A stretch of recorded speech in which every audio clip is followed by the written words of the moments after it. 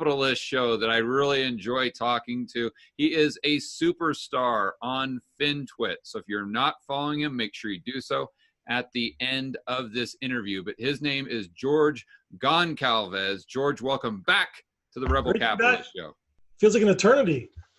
yeah, exactly. It's been about 30 days, but in these types of markets, it feels like forever, doesn't it? So 100%. What I wanted to do is just kind of get an update on the bond market and everything that's going on in the dollar funding markets, the repo markets, the Fed's balance sheet, and then just kind of go over a quick Q&A to get everyone up to speed.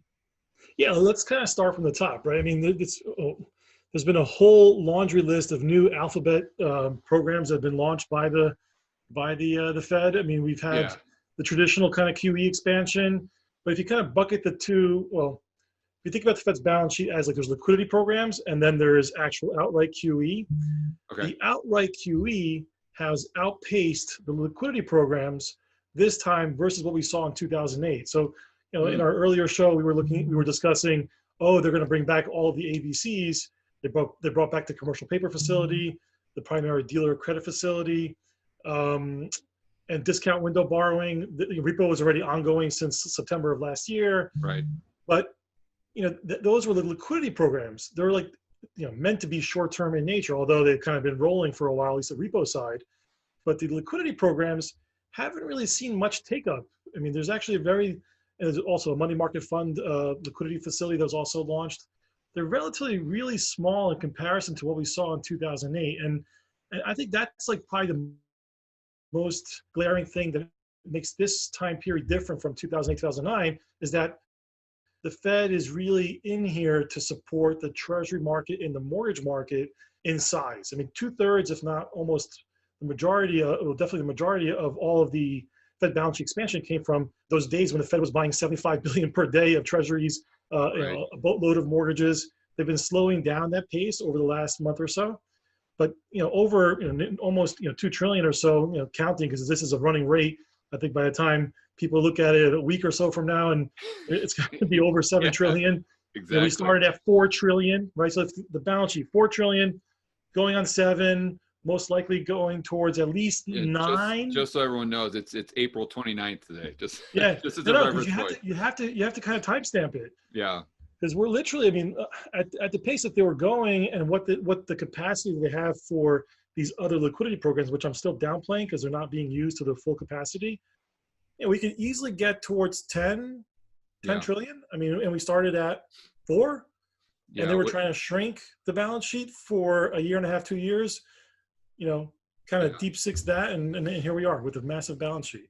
Yeah, it's just amazing that even 2 months ago, if you would have said the Fed's balance sheet was going to be at 10 trillion, no one would have believed you. They would have laughed you out of the room. The one question I've got, though, when you say that the alphabet soup programs it's less now than it was in 2008, is that in terms of percentage or overall dollar amount? Actually, that's a great question, because both in percentage, but as well as in dollar terms. So just kind of quickly looking at it, I mean, the lion's share of what's being used now is not an alphabet soup. It's the FX swap lines. Yeah. With the foreign central banks provide dollars. Those, as of last count, are about 400. We'll see what they are tomorrow when the Fed updates its balance sheet again. Okay. But and that makes sense because of all the dollar-denominated debt that's outside the United States that we hear so much about from like Brent Johnson and Jeff Snyder, and the 13 trillion at a minimum that those entities need dollars to service that debt. So that would make a lot of sense. But even at the 400 billion, it sounds like a big number, but it's actually really small because the Fed's balance sheet's going on 7, and as a percentage terms, it's really small. Right. And at the peak of the crisis in 2008, they were at about 600 billion. So we're still running lower than that. So it kind of starts to make you wonder, how much of this liquidity issue was more of a domestic problem. It was more of a, some of the things we discussed in our first interview on the lack of balance sheet for off-the-run treasuries, the lack of balance sheet for capital-intensive type trades that someone had to buy all that paper. And so I think to me it's really like you had that plus the fiscal spending that someone had to buy all those treasuries. All of this makes this Fed balance sheet expansion so much more unique, and it's more tailored towards fiscal and domestic locally versus a liquidity problem. I mean, the liquidity problem could still come, by the way, Yeah. but what we're seeing now, they're not fully using those programs. Are they buying the long end, or are they buying T-bills, or a mixture of both? I mean, they're skewing more towards the back end, but I mean, Right. there's more of a kind of distribution around the curve. But it's still, I mean, we're talking about close to 2 trillion. And by the time this airs or whatever we get from tomorrow, we'll see a very large number of what was treasury buying, a decent amount of mortgage buying as well. And those were the two biggest components. I mean, if I look at, they've done about 100% more in the Fed balance sheet expansion versus 2008 in the initial kind of big ramp up. So the Fed's balance sheet exploded in '08. Okay. From 800 or so to close to 2 trillion. That 1.2, 1.3, we did 2.6 as of last week. So we've already done double of the speed of '08. And how long did it take them to do that in '08? It took them about the fourth quarter of '08. Okay, so we've done it in a month. 3 months we've done in 3 weeks. Exactly. Or we've done more, actually. We doubled it. Yeah, we actually doubled that speed, and we're starting to slow down, and we're not seeing the liquidity usage. And so that to me is what makes this one a very unique. I mean, look, you could argue it should be unique because we're fighting a virus on the home front. We need to have the money locally, but this is still links back to the issues that the repo market itself was dealing with, which was too much treasury debt in the system. So if they're buying mostly long dated treasuries, I would assume that's to keep or try to keep the rates low at the long end of the curve, because a lot of the 10-year rates trickle out into the real economy through mortgages. I'd assume credit cards. Do you think that's their strategy with buying the long end, or is it more so what Snyder was saying, and that they don't want to buy T-bills anymore because that's the pristine collateral that's needed for the repo transactions? Yeah, I think there's a combination of both. They're claiming it's not credit easing, and that's what we heard today also, because today was an official Fed meeting. They're back on schedule, so they had these emergency meetings throughout the last couple of weeks. This is the first official virtual version, like we're all used to at this point. And they made it clear that they don't view this as a credit easing QE. This is still trying to maintain market function. And so if you hark back to some of the things we mentioned and the things we've been writing about and reading, you need to keep the treasury market volatility very low, because it's like the foundation, the common building blocks of every single fixed income asset class in the US banking system and the US financial system at large. So you keep US rates volatility from not moving around that much. That then helps credit, that then helps mortgages. It helps the whole system at large not have to deal with liquidity risks and just kind of fire sales or gaps in pricing, which didn't make sense. Chair Powell today in the press conference actually said, hey, look, some of the things we've done or we've said that we're going to do have actually worked before we've even done them. So they've kind of they launched it without actually firing any bullets. So it's really, it's went back to the confidence game of them saying, hey, look, we're doing the QEs to keep treasuries really locked down, not moving that much. If it helps mortgages, yeah, it will, but that's not the intent. The intent is really to reduce volatility in the system. Yeah, it's really interesting you say that, George, because I interviewed Jeff Snyder last week, and the main part of our conversation dealt with the Fed and everything that it's doing, whether it's quantitative easing, whether it's the alphabet soup program, whether it's lowering interest rates. Jeff's opinion is that it's all a matter of psychology, and because very little of what the Fed does actually is that effective. It's more just, okay, it's more the market believing there's a Fed put. So when Powell comes out and says that he's going to support the market, the participants believe him. They just think it's going to be so. So it's a foregone conclusion. They come out and they hit the bid, and they're much more willing to be aggressive or not to sell. And so when you said that Powell came out and said that they've made progress in these programs are actually working, even though they haven't been put into effect, that's the first thing I thought of, is Snyder's conversation and saying how this is all just a psychological game that the Fed is playing. It really isn't about the expansion of the balance sheet. Look, I think that's true. I mean, especially when it comes to like for the market that's not treasury focused. For the treasury market, it's really become really crucial and important to have the Fed there to keep rates low and volatility low, as I described before. But as what Jeff is saying is that, and I think Jeff has mentioned it a number of times, I've seen some of his pieces, is that they're not as central as they used to be. I mean, over Right. time, that because there's been all these other financial institutions that have built up around the system, that takes some of the direct linkages back to the Fed. And in many ways, which is why they have to sound like they're doing bigger and bigger bazookas each time. Yeah. But just to kind of really hit it harder, to kind of really force it out there somewhere, and hopefully it works out. And really hope that they don't have to fully maximize. We're looking at some of these programs can get up to the corporate credit 750 billion, I doubt it, or 800 billion. They're not going to want to get up that high. Do they want to buy 500 billion munis? They probably don't. I mean, they could, and they could do more. I mean, all these special vehicles that were established with the Treasury now give them latitude to really go beyond their original scope of just buying usually treasuries and government guaranteed securities. But nonetheless, they don't want to get into the business of intervening in all these markets. They'd rather, in many ways, they're just capping the tail risk, right? They're like an insurance wrapper. They're like, hey, we're your insurance policy. You know that if you buy these securities, you can have an out. You can argue the merits of that on capitalism. Is that fair? Is that moral hazard? It's all that. But they're viewing it at this juncture, given the uncertainties that COVID's creating, they view it that they can cap the downside to allow markets to kind of figure out fair value. Do you think there's a line they won't cross, George? Because, I mean, going back a month or 2 months, it was all the chatter was, well, the Fed won't do this because it's against the Federal Reserve Act. Oh, the Fed won't do this because it's against, and just the very next day, they completely ignore the law and just do it anyway, or they set up some special purpose vehicle. So in my mind, I just see it as the Fed will do anything to prevent the market from going lower. But do you think there's a line that they won't cross? And if it comes to, if rubber meets the road, they'll let the market tank and not cross that line? See, that's a great question. And look, we're finding out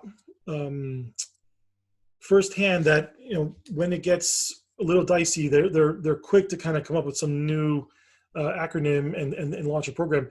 There's really not much left, though, right? I mean, there's just the equity market. I mean, that's really just, and there's been some debate around how much can the Fed really do on the credit side, given some of the requirements, which they may be able to get over it if their lawyers look at it more closely, in the CARE Act, which says that they can only really lend to U.S. companies that are actually in the U.S. But there are ways that they try to kind of skirt around this. What's left is equities, and I guess private equity. That's really that's what's left. I mean, there's nothing much more that they haven't really put their fingers on. But again, I think it is 100% the confidence game. They would love nothing less than to do very little and let markets kind of find some sort of stable ground, instead of having to go to 12, 15 trillion balance sheet and just hoover up everything. Because at that point, you start to really take away the assets that the actual private sector needs. You cannot just take away everything from the private sector and leave them with reserves earning next to nothing. Yeah, because that's another interesting topic that, I mean, I'm sure they're not there yet or even close, but what happens if the Fed just keeps buying all of these assets that are used as collateral in the dollar funding markets? Does that become it's obviously a problem because they stopped buying T-bills. And if my memory serves me right, when prior to the we'll call it the cerveza sickness, they were doing 60 billion a month, but they're just doing T-bills. And all of a sudden they found out, well, that's not good because we're taking collateral out of the system. So they moved further out the curve. So it goes back to my question. I mean, is there a point where they can just buy so much collateral that they're depriving the dollar funding market, and that becomes a bigger issue? We're not there yet. I mean, I think that there is a limit. I haven't fully calibrated it, and I don't think anyone really knows precisely where that point is in time, in actual nominal levels, but also in time, because the economy now from 10 years ago is much larger than what it was, and each kind of iteration that we go through this, they do bigger and bigger programs. We dodge the bullet, and then we kind of get into a glide path. This one's a little bit more tricky to kind of calibrate. We'll see. I think there is a limit, especially when it comes to what happens with corporates and pensions and and insurance companies, like what are they left with? Are they going to be left with just short-term assets earning next to nothing, which then their business models just don't operate, right? So Right. I think the Fed, acknowledges these things. They did a massive slug of taking down all this treasury supply, and will continue to buy a lot going forward, but not at 75 billion per day. And that will then give breathing room and just allow markets to kind of clear on their own. I mean, I think to me, like what I found so far, everything I've heard, and I was, a little bit distraught initially when I heard that they're going to go buy credit. I was like, they have no business buying credit and picking winners and losers. But the way they've structured it and the fact that it's going to be such a small piece of the puzzle, and they're only buying the short end of the credit market. Now, again, they could change all these rules. I grant that, but they're setting up to just, they're trying to be as conservative as possible to not be that lender of first resort and to take down all this paper and leave the system with nothing. So they're really trying to throw up as much as they can, some resistance, but without curtailing the availability of credit and cash flowing through the economy at a really precarious time. Conservative is an interesting word to talk about the Fed right now, George. No. Listen, trust me. That is me being as kind as I can be at this juncture. I know. And it's not meant to. It's like this is like relative value trading. Right. It's like, right. How bad was it from before? And before we're like, oh, they're going to take down everything. It's like, well, technically, maybe they won't take down everything, so it won't be that bad, and therefore there'll still be some price discovery left in the system.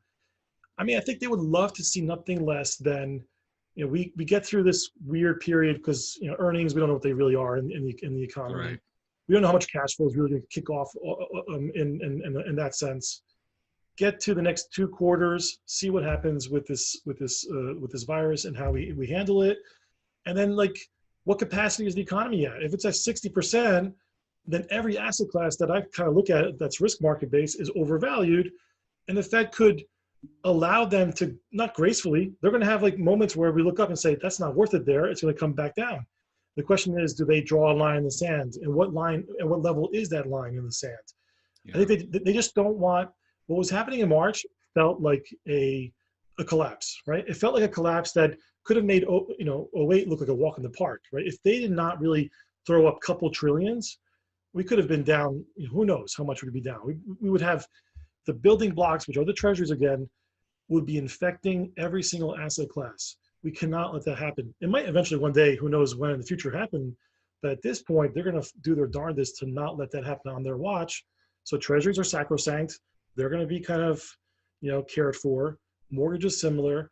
And then as you kind of go up the upside down pyramid of the risk spectrum, investors are going to have to figure out what fair value is. Yeah. And I think that's all they can do. What do you think their limit is on the 10-year as far as rates? So I'm actually, like, this is my own personal view, where I think where we're heading. I mean, considering that he sounded pretty neutral again for a Fed that just kind of went up a couple $1 trillion.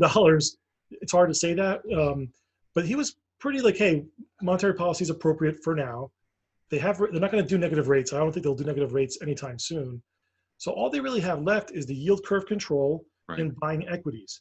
You don't buy equities at the near high. So like they would have to go down and start to feel like they're in a free fall before, the Treasury would give the authority to actually somehow work out with Congress to set up an SPV to buy equities. That's like a worst case scenario for me. It would have to be much lower than these levels.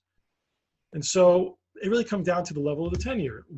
I think that they're going to want to do like a test here and see if they're buying less and less.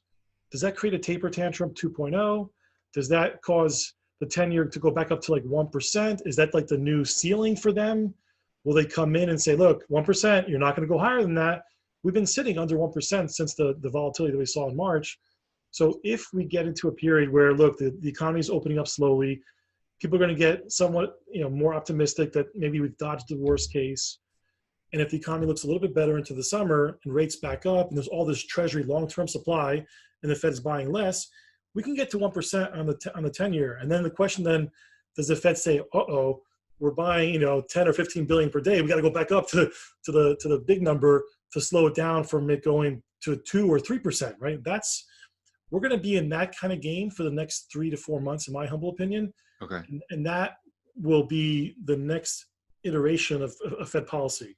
So obviously, if they're running more deficits, they're adding more supply of Yep. treasuries to the system. Although when they do a treasury auction, I'm not sure if they're doing, I mean, do they typically do all bills or all treasuries, or do they mix it up? Or Well, that makes it up. They have a standard schedule that they don't really deviate too much from, and so okay, they have an X amount that they do per week, per month, that are allotted to the different points on the yield curve. And like we discussed last time, we mentioned that there's old treasuries and like new treasuries. yeah, In right, many ways, the Fed just kind of retires the old treasuries. Every once in a while, it comes around, hoovers them up, retires them, and we have a whole new yield curve.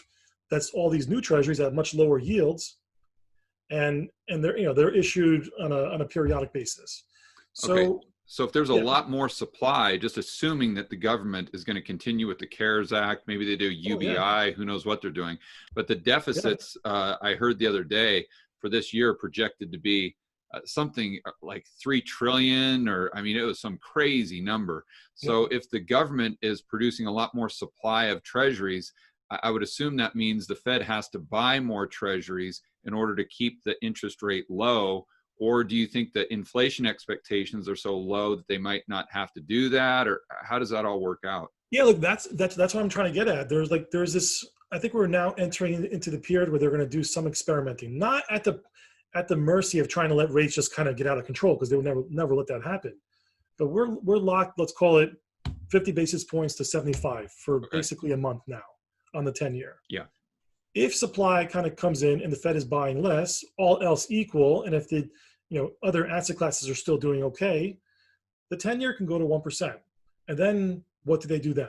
Do they let it go even further than that? That's where I feel like the next policy, which I failed to mention the actual name, which everyone I think now has kind of gotten used to this name, the yield curve control. Sure. To kind of lock down certain points of the curve and don't let them get out of hand, because World War II.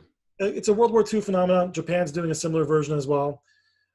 And that is what allows you to kind of fund your deficits at a more favorable rate. Otherwise, a lot of these programs just won't compute, because the deficit operates okay with low rates, but if rates go higher, and you just can't handle the debt load and the interest servicing cost. Right. We've got a lot of different cross currents right there with the supply, with the Fed coming in and buying. What do you think would be a catalyst for them to lower rates again? So in other words, they allow it to go to 1%. When it gets to 1%, assuming they do that, what are they looking for to determine, okay, we've gone too far? Are they watching the stock market, the S&P? Are they looking at something in the economy? Are they what metric are they fixated on? So I think all of that, plus the initial thing, which they've been so successful because of all the money that they threw at it, they crushed volatility. So the Right. market doesn't really move that much. So if it's an orderly rise back up in rates, so it has to be orderly, right? So hey, it doesn't. You're going to wake up one day it's at 50, and the next day it's at 1%. If it's at 0.5 and it's at 1, the next day, then we have an issue, right? Right. So if it's orderly, if it's done and it's consistent with kind of with the fundamentals, like we priced in a lot of the bad economic outlook, and now things are looking a little bit better. It might not last. It's a whole other topic. But if things look a little bit better and rates are rising because of this natural virtuous cycle, then that's the other criteria. And then of course, stock market cannot be, falling out of bed either, because this is where I feel like this gets very tricky, because rates have been low and stocks have been able to kind of levitate. They've kind of done their own thing.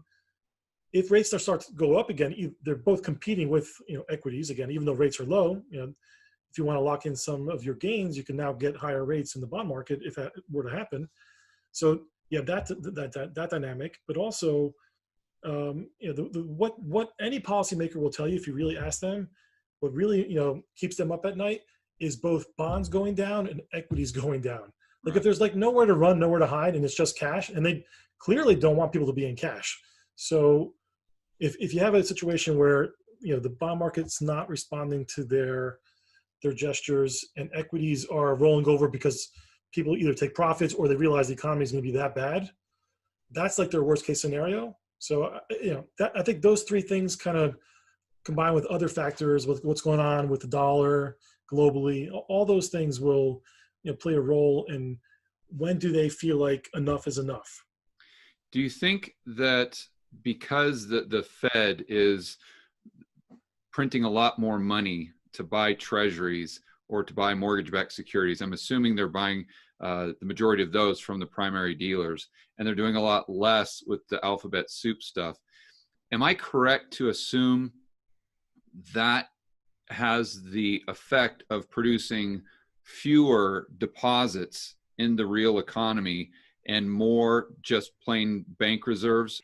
What I find interesting about the last 10 years is, coming out of the '08 crisis, everyone was like, oh, it's going to be a massive inflationary bubble. And what it was an inflationary bubble in financial assets, not so much in the real economy. Right. Right. Because it really never really escaped the closed network system. It just kind of got recirculated, rehypothecated through repo. It basically just expanded all financial valuations.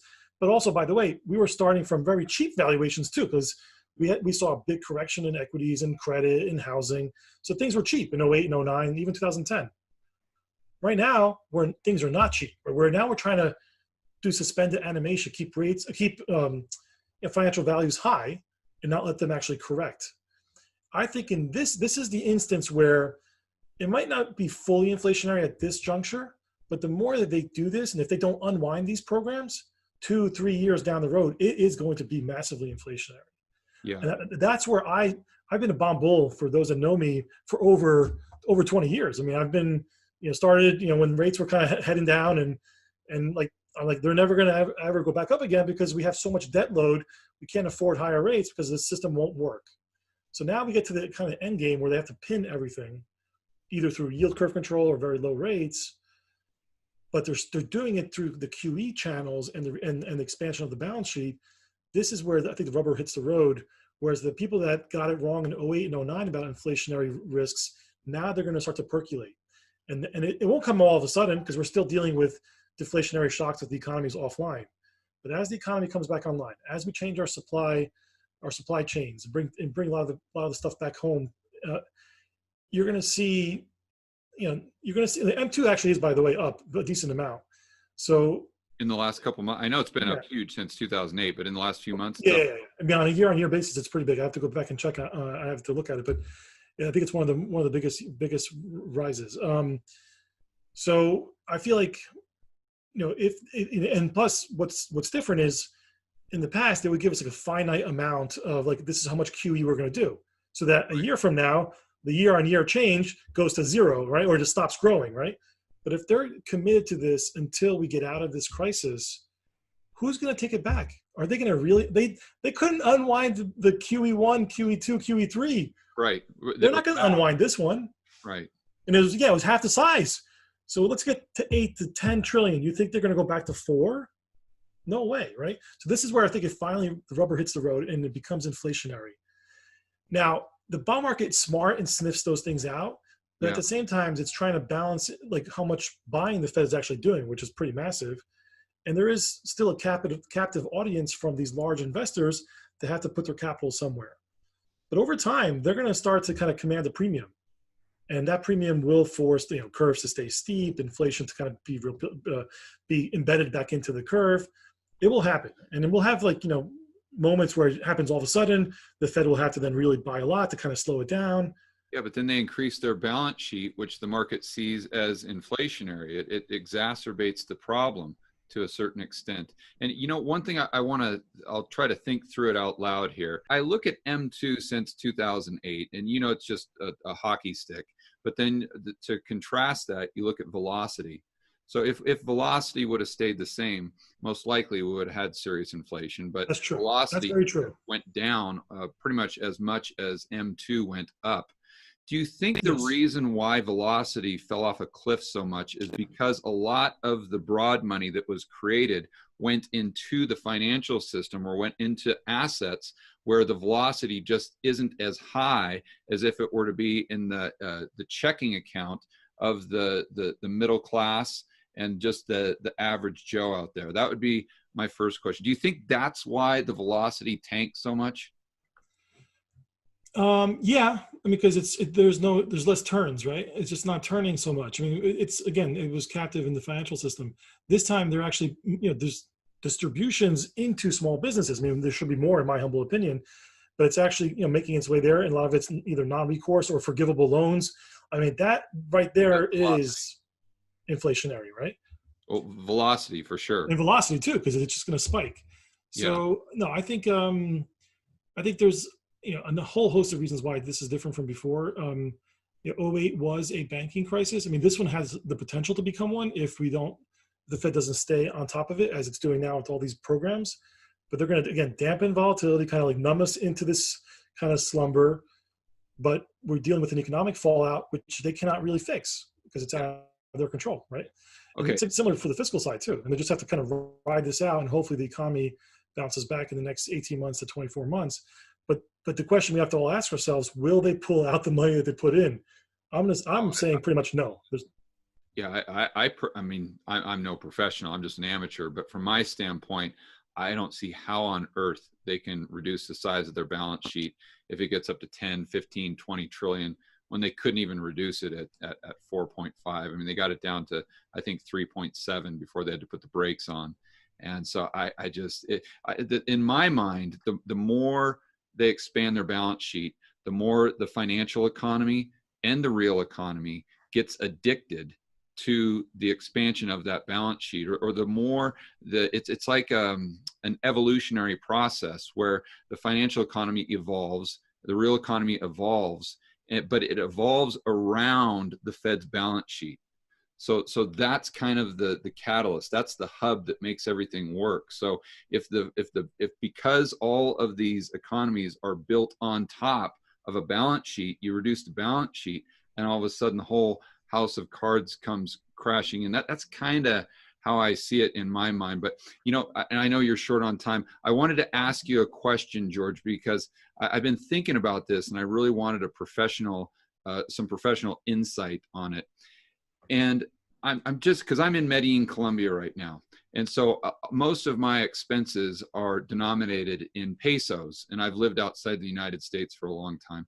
So if I were to buy a bond, a US Treasury, let's say, I personally wouldn't be worried about domestic inflation inside the United States. The only thing I would be worried about is really the exchange rate. So when I look at the dollar, I see it as two separate entities or two separate currencies, the domestic dollar and then the international dollar that competes against euros, yen, et cetera. Correct. So whatever's happening to the domestic dollar, I don't really care. And I would assume that investors in Japan and Europe feel the same way. So I know that when we look at the bond market, we say, well, it's going to be, we've got that pressure coming up from inflation expectations.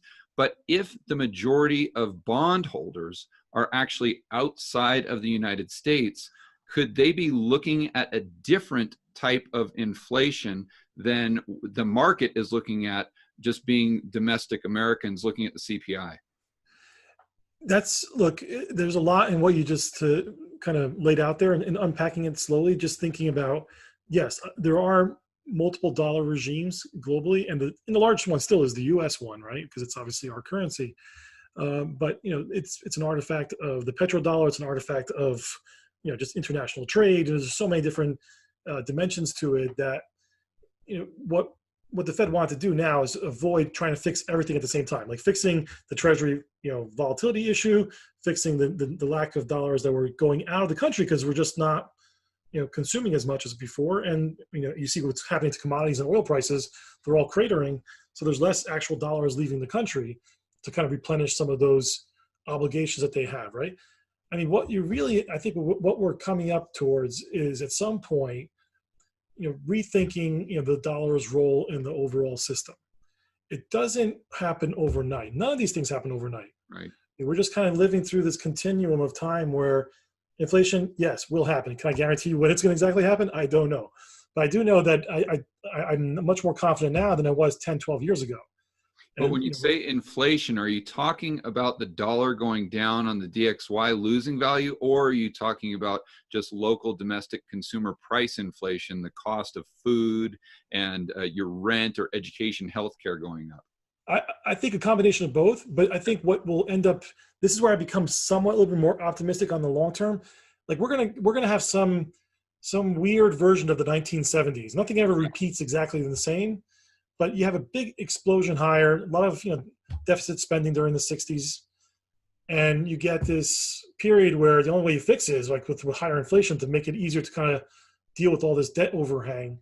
That's for the domestic side. And then we went off the gold standard. Well, basically we closed the gold window, and that led to the financialization of the whole U.S. banking system, which basically set set the kind of marching orders for the whole global financial system. Now we have a lot of emerging entrants into the financial system that are going to rethink. Like, we just took on even more debt in the last 10 years. Like, what were we thinking? We should have diversified our lending, or thought of different ways of dealing with the U.S. Now, you can say that there's a whole other apparatus that kind of enforces the dominance of the dollar, and that's true. But I think it's also in the interest of the U.S. to have a slightly weaker dollar too. So I think we're coming up to a period where people want to call it the Plaza Accord 2.0, Right. where there's going to be a devaluation of the dollar. And if you look at the Fed's balance sheet size as relative to GDP versus the size of all the other central banks globally, the Fed can dominate all other central banks if it wants to, and it probably will. So that plus what fiscal policy is doing, those two things, if you do it for long enough, 2, 3, 5, 10 years, you can get to a point where you bring back all your jobs from overseas. You change the supply chain. You change all these things. You can't do it overnight. You can't you have to be smart about what you bring back. You never bring back everything. But I think this is where I get more optimistic on the U.S. long term. But we're going to have our lumps along the way. And I think what the Fed is trying to do is provide a floor. We're going to test those floors every so often. And the question is, can we make new highs? I doubt it, in my humble opinion. It could happen just because there's a lot of easy money in the system, but it won't be sustainable. And so what we'll see is financial assets are still kind of operating to the last 10 years model. Like, oh, we're just going to keep going up because that's what we do. But in reality, I think we're going to see savings redirected back into bonds. We're going to probably see at some point, I think, just like we saw all these regulation that was enforced on banks, I wouldn't be surprised if there's going to be regulations forced on corporates and pensions that you have to own more treasuries, because we cannot just rely on the Fed. We need to have like domestic buyers that are there and ready to liquefy those treasuries if we have another pandemic or something to that effect. You can easily see how they can use this to force more domestic buying of treasuries. Right. And that takes all the foreign investors out of the equation.